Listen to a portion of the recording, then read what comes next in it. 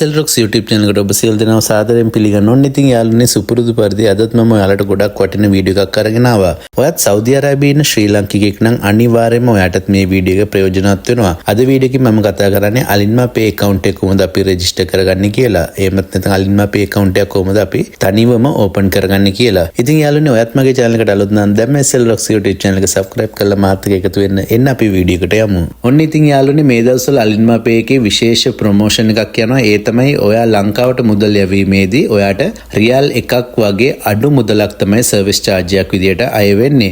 ඉතින් මේ ප්‍රොමෝෂන් එක ලබන මාසයේ කියන්නේ අප්‍රේල් 5 වෙනිදා දක්වා වළංගුයි. ඉතින් ඔයත් අදම ඇප් එක ඩවුන්ලෝඩ් කරලා මේක try කරලා බලන්න.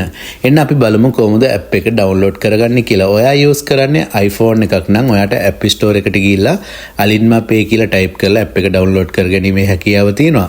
එහෙමත් නැත්නම් ඔයා Android user කෙනෙක් නම් ඔයාට Play Store එකකින් මේ ඇප් එක ඩවුන්ලෝඩ් කරගන්න පුළුවන්. දැන් අපි ඇප් එක ඕපන් කරගමු. ඇප් එක ඕපන් කරනවත් එකම ඔයාට ඩිස්ප්ලේ එකේ මැසේජ් එකක් ඇවිල්ලා ඇති. අලින්මා පේ ඇප් එකට ඔයා notification allow කරනවද කියලා. එතන ඔයා allow කියලා දෙන්න. ඊට පස්සේ ඔයාට එන්නේ introduction pages කීපයක්. ඉතින් pages 3ක් තියෙනවා, introduction pages 4ක්. ඒ ටික skip කරගෙන යන්න. last page එකේ පාතින් ඔයාට get started කියලා බටන් එකක් දැක ගන්න පුළුවන්. අන්න ඒක touch කරන්න.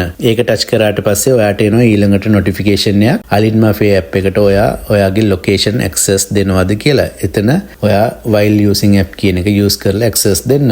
ඊට පස්සේ ඔයාට එන්නේ registration page එක. මෙතනදී ඔයාගේ mobile number ඊට පස්සේ ඔයාගේ ඉකාමා number enter කරලා පාතින් තියෙන terms and conditions කියලා එකක්. ඒක ඉදිරියෙන් තියෙන පොඩි රවුමේ tick එකක් දාලා පල්ලෙහාම තියෙන next button එක ඒක touch කරන්න. mobile number enter කරද්දි මතක ඇතුව ඔයාගේ අප්සර එකේ register වෙලා තියෙන mobile number එක enter කරගන්න. දැන් ඔයාගේ ෆෝන් එකට OTP කෝඩ් එකක් එනවා, 4 digit verification කෝඩ් එකක්. අන්න ඒක මෙතනදී එන්ටර් කරන්න ඕනේ. ඒක එන්ටර් කරලා පල්ලෙහාට යනකොට බලන්න confirm කියලා බටන් එකක් තියෙනවා. අන්න ඒක ටච් කරන්න.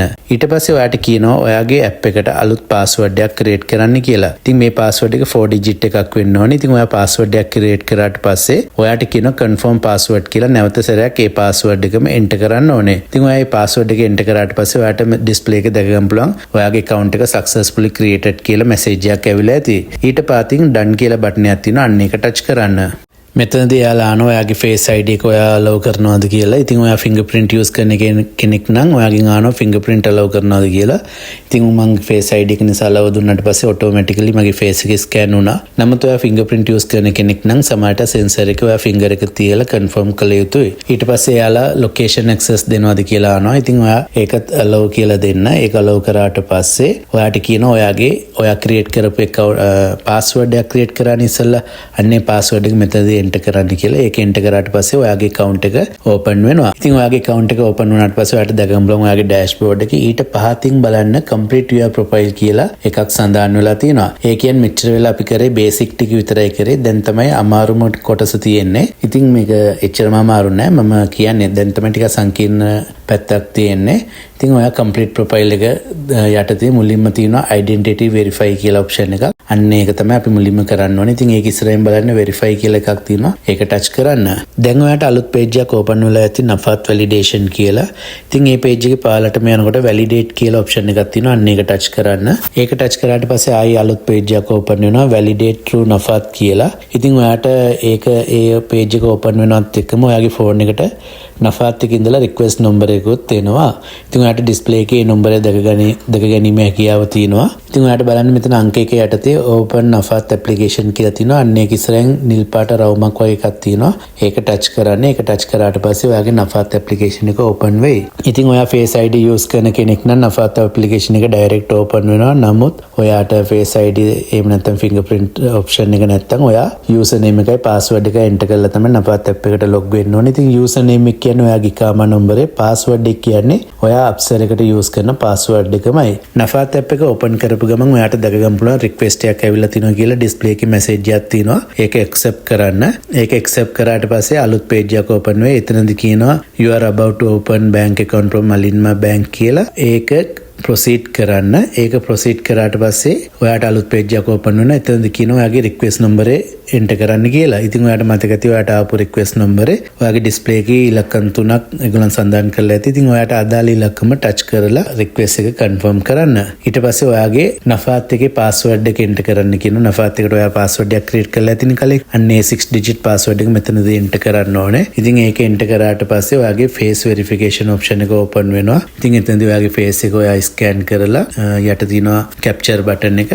ඒක ග්‍රීන් කලර් වුණාට පස්සේ ඒක ටච් කරලා ඔයාට ඔයාගේ ෆේස් එක වෙරිෆයි කරන්න පුළුවන්. ඉතින් ඔයා ෆේස් එක වෙරිෆයි කරනවත් එකම ඔයාගේ ෆෝන් එකට මැසේජ් එකක් එයි request has been accepted කියලා. ඉතින් ඔයා දැන් ඔයාගේ නෆාත් app එකේ ඔයාගේ ෆේස් වෙරිෆයි කරන එක, ඩෙන්ටිටි වෙරිෆයි කරන එක මෙතනින් කම්ප්ලීට් වෙනවා. ඉතින් ඔයා නැවත සැරයක් ඔයාගේ අලින්මා පේ app එකට යන්න.